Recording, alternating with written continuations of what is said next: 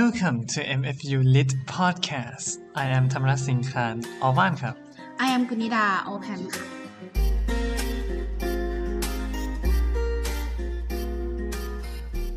As we know that every Friday is about the book review of the week, and we are with the book written by Neil Gaiman ครับ The famous British author of Good Omen, American God, and Caroline. That's right, and he won many awards, such as Hugo Award for Best Novel, Best Novella, and Best Dramatic Presentation Long Form. And the book that we are going to talk about today won many awards, such as Hugo Award for Novel in 2009, and both Audie Awards for children titles aged 8 to 12, and multi-voiced performance in 2015. And the name of the book is The Graveyard Book. The Graveyard Book is considered as children's literature and fantasy novel ครับพี่แพม ค่ะ After you heard the name of this book, which theme come to your mind? Is it about death? Exactly. It is about death. This is a philosophy book in disguise, in the form of a children's book that teaches about life and death.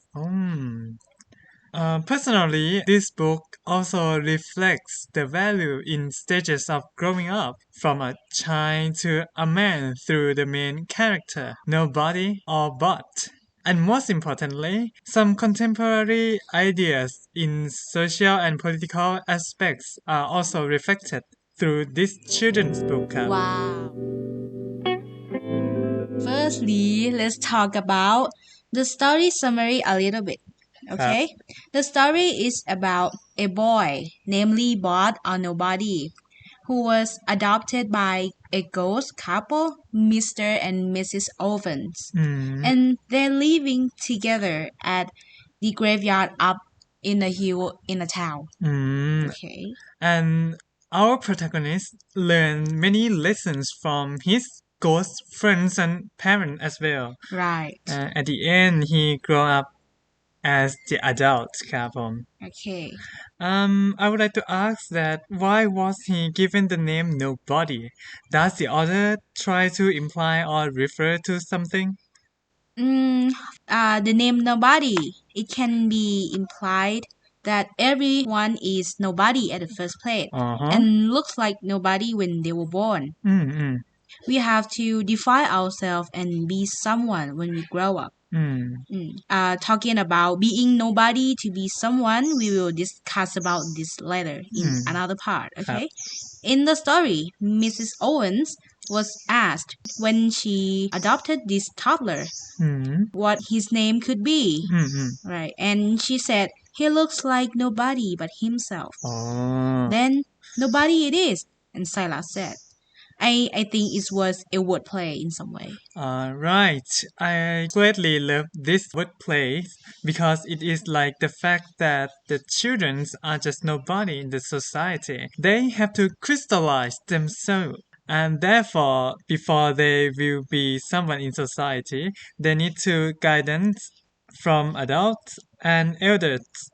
Since I mentioned adults and elders, I would like to talk about Silas, a bot guardian. His characterization is portrayed like the elder who has a ton of experiences in his life because he has been living for many hundreds of years. Any hypothesis? Do you think who is Silas? I don't know, but I think he could be kind of vampire because he is immortal. Right. I agree with that idea. Let's jump to the next question, Pipam. Okay. Why does the setting have to be in the graveyard? Okay. In my opinion, it may be because one message of this story is to teach about life and death. Therefore, I think the author used the graveyard as a setting that allows children to explore and learn the lessons through the main character, Nobody.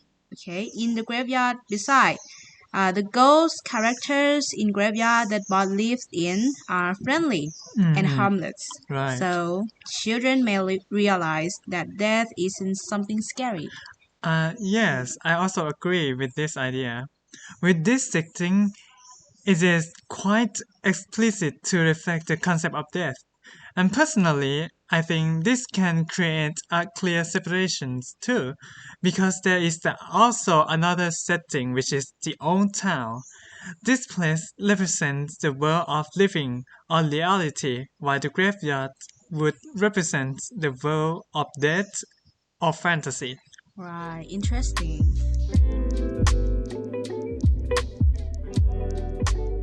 For the analysis part, we would like to talk about what message that the graveyard book tried to tell the reader. ครับ Okay, the first key message of the story is to teach about life and death. The significant message of this novel is the coexistence of life and death. This message was revealed in macabre dance. I'm not sure whether it's read like this. It's read macabre dance. Okay, macabre dance. Okay, around chapter 5 of this novel. If you had watched the animation Coco 2017, you would have a clue about what the dance looks like. Okay, and this dance, there was a flower that would blossom every 80 years. ครับผม Each human or living people would receive this flower that was picked from the graveyard before having a dance. ครับ And the ghosts will descend from the graveyard to join the living people and have a dance together. I think these flowers symbolize the perfect time to blossom and symbolizes the importance of waiting for the right time. The given flower is a gift from ghosts to living people, I guess. It represents the idea that death is not something that humans should fear of and worry about. And death is a gift, not a curse. It will come at the right time. In macabre dance, the townspeople enjoy dancing regardless of whether they dance with a ghost, right? The scene tries to tell people to be happy and live the best life and don't worry if the day will come. I also think that death is something that we should accept. We should not reject it because death always existence with living, right? Yes. And I would like to talk about the another message of this story, which is about the reflections of the growing up from a children to an adult. ครับ The significant indicator of this message is the plot structures, because our protagonist Bud would grow up along the story. In other words, Bud's age would increase as simultaneously as the number of chapters. For example, in the first chapter, he was only an innocent toddler. Then, in the next chapter, he would grow up to be a slightly wayward kid, because there was the scenario that Bud was petulant and frustrated when he knew that Silas, his guardian, would leave him and go outside the graveyard to do his business.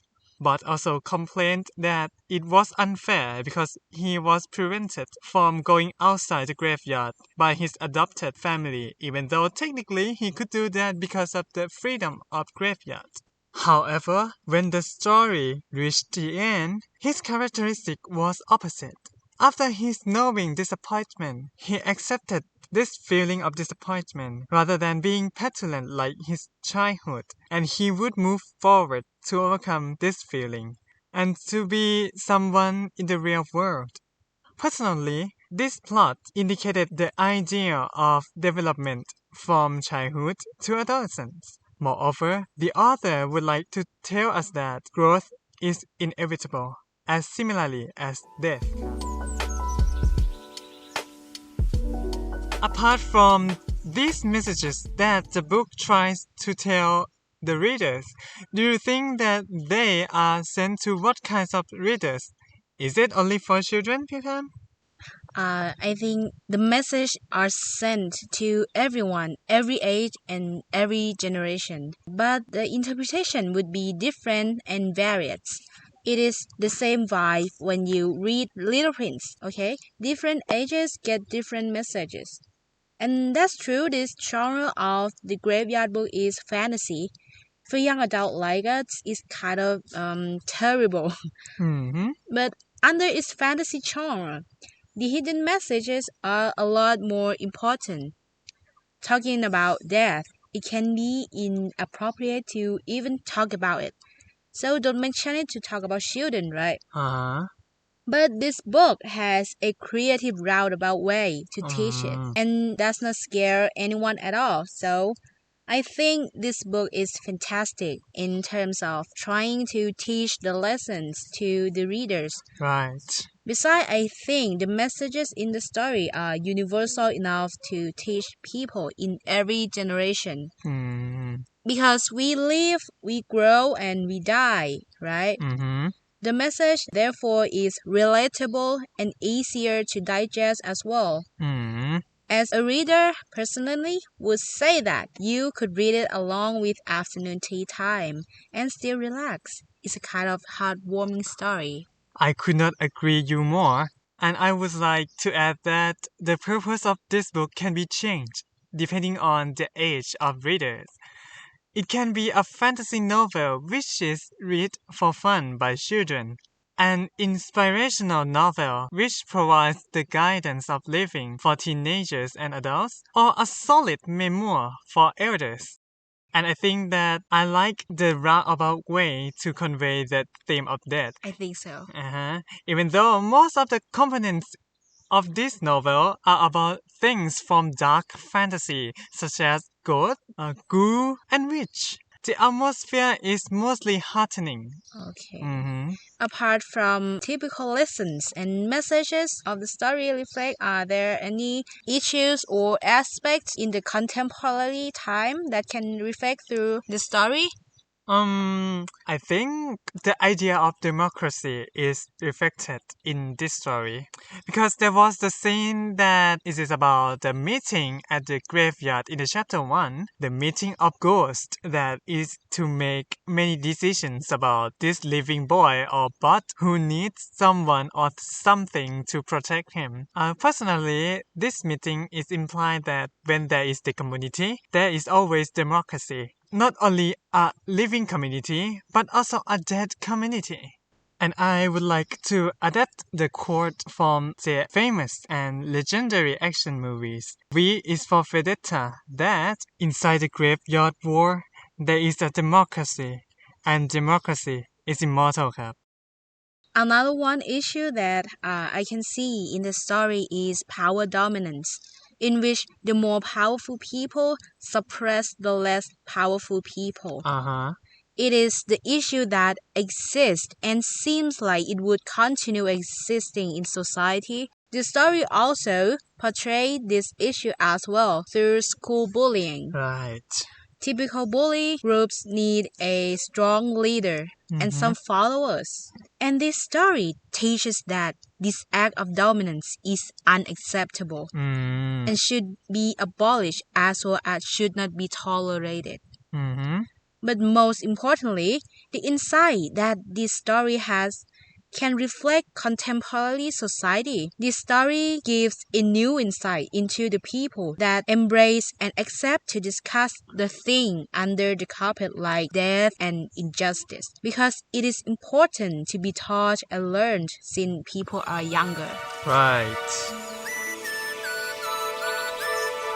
And that was our analysis of The Graveyard Book by a well-known British author, Neil Gaiman. Okay, the children's book for every generation reader. Personally, I will give 7.85 because I am not a fan of fantasy novel, even though this book provides some amazing messages that would like to tell us the reader. I would rate 8 out of 10. Oh, why? So I love the lesson that they buried under the story. Children's books that teach about philosophy, I think is gorgeous. Yes. So you love the philosophies, right? You can say that again. Okay. Anyway, we would like to recommend this book. There are more implanted messages that the author would like to tell us. Try to find it by yourself, because the messages will be implanted in your mind forever. And that's all for today ครับ and thank you for your attention ครับผม